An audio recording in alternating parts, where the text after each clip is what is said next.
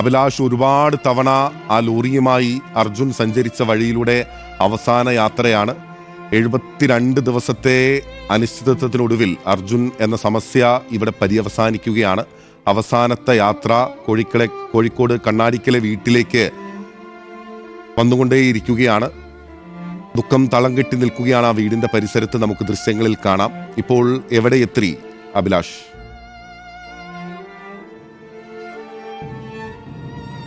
ബിന്നിൽ അർജുൻ്റെ അന്ത്യയാത്രയാണ് നമ്മൾ ഇപ്പോൾ കാണുന്നത്.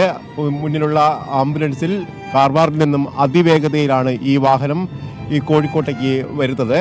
ഏതായാലും കഴിഞ്ഞ 72 ദിവസത്തെ, അതായത് ദീർഘമായ ഒരു ദൗത്യത്തിന് ശേഷമാണ് ഗംഗാവലി പുഴയുടെ അടിത്തട്ടിൽ നിന്ന് കണ്ടെത്തിയ ട്രക്കും അതിനൊപ്പമുണ്ടായിരുന്ന മൃതദേഹവും അർജുൻ്റേതാണെന്ന് ഇന്ന് ഉച്ചയ്ക്ക് ശേഷം ഏതാണ്ട് 3:30 കൂടി മാത്രമാണ് സ്ഥിരീകരിച്ചത്.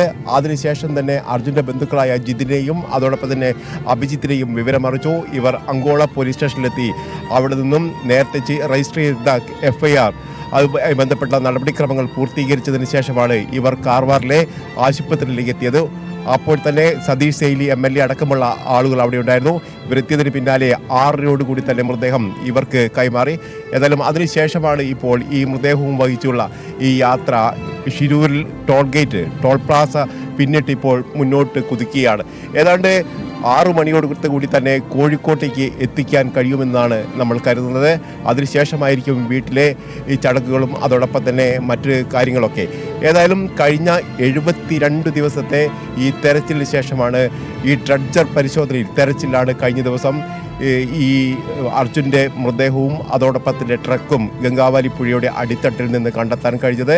അതോടൊപ്പം തന്നെ ഈ ട്രക്കിലുണ്ടായിരുന്ന വസ്തുക്കളടക്കം ഇപ്പോൾ ഈ മൃതദേഹത്തോടൊപ്പം അനുഗമിക്കുന്ന അനുജനും അതോടൊപ്പം തന്നെ ബന്ധുവായ ജിതിനും ഇതിനൊപ്പം കൊണ്ടുപോകുന്നു. പ്രധാനമായും അവരുടെ ഭാര്യ, അർജുൻ്റെ ഭാര്യ ആവശ്യപ്പെട്ടത് പ്രകാരമാണ് ഈ വസ്തുക്കളടക്കം കൊണ്ടുപോകുന്നത്. ഇതിൽ കരളലിയിക്കുന്ന ചില വസ്തുതകളുണ്ടായിരുന്നു. കാരണം അർജുൻ്റെ കുഞ്ഞുപയോഗിച്ചിരുന്ന കുഞ്ഞിനു വേണ്ടി വാങ്ങിയിരുന്ന ഈ ട്രക്കിൻ്റെ ഒരു മിനിയേച്ചർ അടക്കമുള്ള കാര്യങ്ങൾ, അതോടൊപ്പം തന്നെ ട്രക്കിൽ നിന്ന് കണ്ടെത്തിയ വസ്തുക്കൾ, അർജുൻ്റെ നിത്യോപയോഗ സാധനങ്ങളൊക്കെ അർജുൻ്റെ അനിയൻ അഭിജിത്ത് അവിടെ നിന്ന് എടുക്കുന്ന രംഗങ്ങളൊക്കെ ഏതൊരു മലയാളിയുടെയും കരളരിക്കുന്നതായിരുന്നു. ഏതായാലും വലിയൊരു ദൗത്യം. അതോടൊപ്പം തന്നെ സംസ്ഥാന സർക്കാർ, കർണാടക സംസ്ഥാന സർക്കാർ അവരുടെ ഔദ്യോഗിക സംവിധാനം ഉപയോഗിച്ചാണ് ഇപ്പോൾ ഈ വാഹനത്തെ, ഈ അർജുൻ്റെ മൃതദേഹത്തെ ഈ കോഴിക്കോട്ടേക്ക് എത്തിക്കാനുള്ള നടപടികൾ പൂർത്തീകരിച്ചത്. അതോടൊപ്പം തന്നെ MLA ആയ സതീഷ് കൃഷ്ണ സെയിൽ, അതോടൊപ്പം തന്നെ മഞ്ചേശ്വരം MLA ആയ AKM അഷ്റഫ് എന്നിവരും ഈ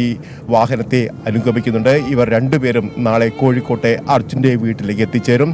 അവിടെ ഇതുമായി ബന്ധപ്പെട്ട് കർണാടക സർക്കാർ പ്രഖ്യാപിച്ച ഈ നഷ്ടപരിഹാര തുകയെ 5 ലക്ഷം രൂപ അർജുൻ്റെ കുടുംബത്തിന് കൈമാറുമെന്നാണ് ഇപ്പോൾ അറിയിച്ചിരിക്കുന്നത്. ഏതായാലും വാഹനം ഇപ്പോൾ ഷിരൂർ ഗേറ്റ് കഴിഞ്ഞ് മുന്നോട്ട് പോവുകയാണ്. നാളെ രാവിലെ 5 മണിയോടെ ഈ വാഹനം കോഴിക്കോട്ടെത്തും. പിന്നെ രാവിലെയോടെ വാഹനം, മൃതദേഹം അടങ്ങുന്ന ആംബുലൻസ് കോഴിക്കോട്ട് കണ്ണാടിക്കലെ വീട്ടിലേക്ക് എത്തും. 5 മണി 6 മണി സമയത്തിനുള്ളിൽ എത്തുമെന്നാണ് ഇപ്പോൾ മനസ്സിലാക്കാനാകുന്നത്. അതിവേഗത്തിൽ ആ വാഹനം ആ ദൂരം അത്രയും താണ്ടിക്കൊണ്ട് യാത്ര തുടരുകയാണ്. 7 മണിക്കൂറിലധികം യാത്രയാണ് ആകെ ഷിരൂരിൽ നിന്ന് കോഴിക്കോട്ടേക്ക് കണക്കാക്കപ്പെടുന്നത്. നമുക്കൊപ്പം